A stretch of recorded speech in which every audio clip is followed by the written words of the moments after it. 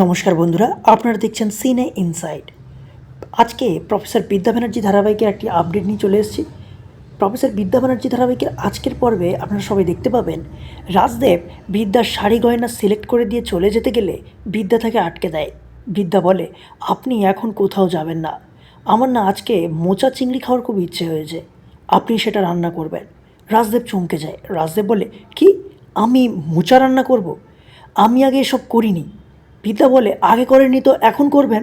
সেই মুহূর্তে সেখানে কাশ্যপ এলে বিদ্যা বলে, আমার বাবা দেখছি এক ডাকেই চলে এসেছে, ভালো হয়েছে তুমি এসছো, আমার শ্বশুরমশাই রান্না করবে আর তুমি হেল্প করবে। এরপর সেখান থেকে সবাই চলে গেলে বিদ্যা রায়াকে ফোন করে বলে, বড়োবাবুকে এক্ষুনি ফোন করো আর কলেজে ফোর্স পাঠাতে বলো। রায়া বিদ্যার কথা মতো বড়োবাবুকে ফোন করে সব ঘটনা খুলে বলে। এদিকে রূপ বিদ্যার কাছে এসে বলে, তুমি তো সেই এ বাড়ির বউ হলে, তাহলে এত প্রহসন করার কী ছিল, আগেই তো করলে পারতে। বিদ্যা বলে, আর মাত্র 24 থেকে 30 ঘন্টা বাকি, তারপরে আমি সব কিছু বুঝিয়ে দেবো সবাইকে, আর আপনারাও সবটা দেখতে পাবেন যে কত বড় খেলা চলছে।